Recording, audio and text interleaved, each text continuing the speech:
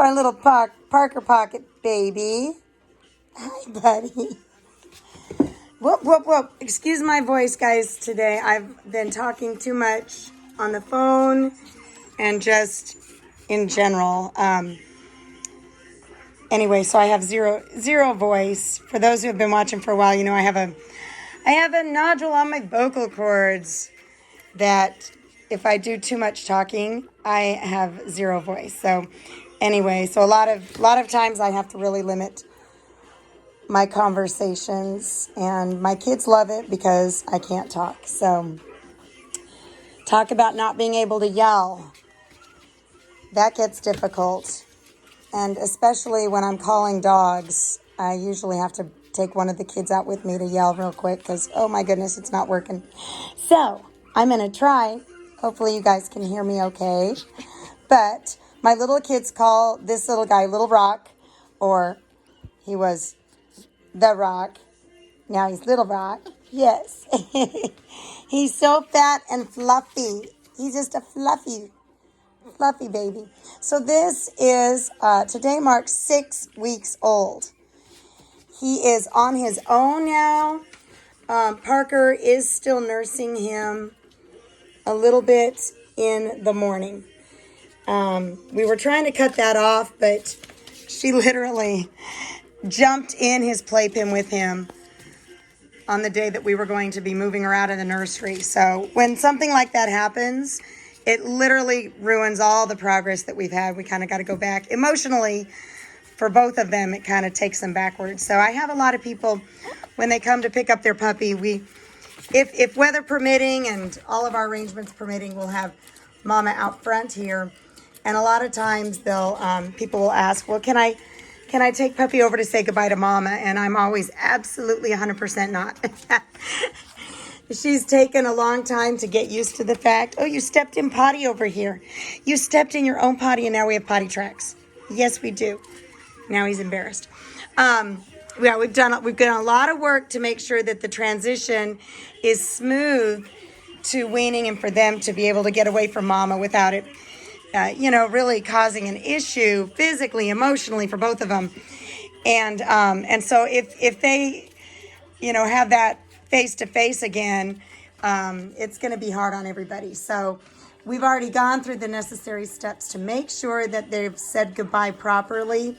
And so no, we don't let them say goodbye at the fence line, because that's going to make it really hard on Puppy and then really hard on Mama. She already can see they're leaving, but it's different when she's face-to-face smelling them.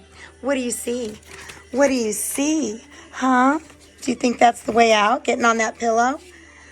That reminds me. So little babies, now Little Rock's not doing this, but little babies can easily climb out of these playpens.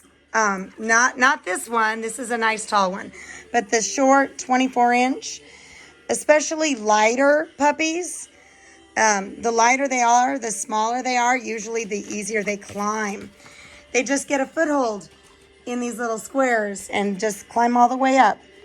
Where are you going? Where are you going? Yeah.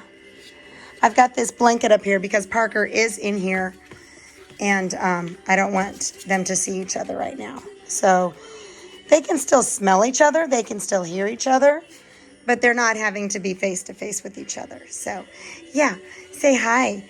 Say hi. Hi. I'm my own snuggle puppy. Yes, I am. So anyway, I just recommend, I always recommend the taller playpens and maybe getting a couple extra panels. These taller ones do have smaller, shorter panels, so I recommend getting some extra panels to make it a little bigger.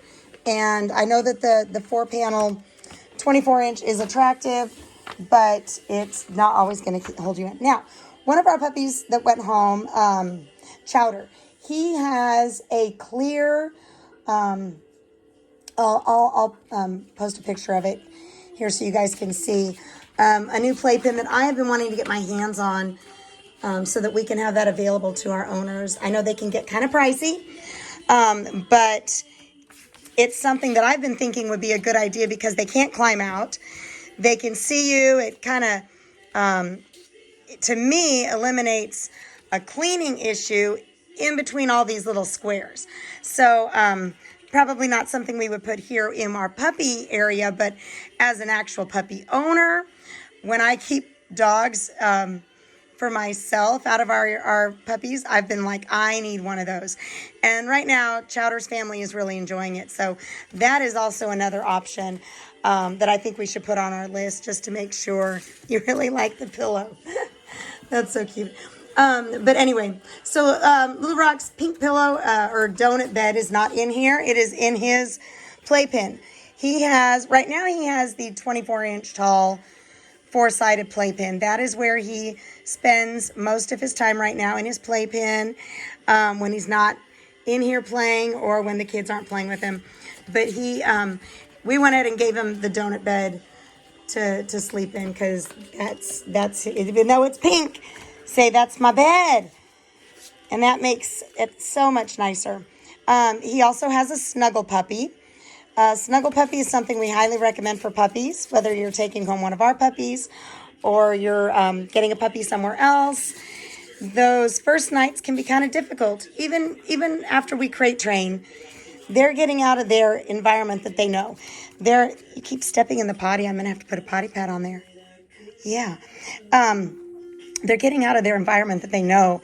The smells, the sounds that they're hearing on a regular basis, that can still cause for a upsetting couple of days at home. So the snuggle puppy is just a stuffed animal. Ours looks like a dog, and it has a little heartbeat in it that simulates a litter mate. There's also a little heating pack you can put in there. That doesn't last forever, but at least for the first 24 hours, it's going to be a warm snuggle simulating a litter mate type environment for them. And do as I say, not as I do. He has full teeth right now, so I shouldn't let him, no, I shouldn't let him chew on me, because that's just going to teach him it's okay. They're just very soft teeth, so it doesn't hurt. Yeah, oh, do we like that? Do we like that? So the weaning process, we're working on our sit command. Training for him has to wait a little bit when I'm in with him, because, see, we get happy and we're energetic, yes.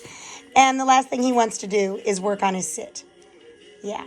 So that's not what I want to do right now. He's not sitting right now because I'm asking him to sit. He's sliding backwards. Yeah, false advertising. So anyway, I always say wait until they've run out some energy, and had something to eat before you go ahead and work on some commands. Now, as they get older, treats are what you're going to do to reward them and to get them to have that incentive to do their tricks. So they don't have to be full. But I mean, if you're getting up for the first time in the day, don't hold out their breakfast for training. Let them eat, let them run around, let them play. And before they get too tuckered out, then have a small, just a 5-minute training session. Work that training session up. Yes. So Little Rock will have one more video, and then that's it. He's going home, guys. Yes, our next Parker pocket litter is not on the books just yet. Whoops. I believe she will, I'm thinking that she'll have a March litter. I have to go back and look at her dates. Some people are already grabbing onto her list. So we may have one spot left. And of course, we're going to be watching her ovulation closely to make sure that we're going to try to have more than just a singleton next time. This has happened before, though. We've had, not with Parker, but with other litters where we have just a singleton, and the next time around, lots. For instance, Lily, she had a litter of 3, and then bam, her next litter was 12. And this time around, 11. So it just depends. Sometimes we get the inseminations off, or we don't ovulate as much, but we do everything in our power to try to make sure everybody gets that chance to have one of these. Yes. All right, guys, that's all I'm going to talk about for today. I'm going to let you watch him. He's wanting to be right here in my lap, so hopefully he'll do something for you today. And we will see you next week.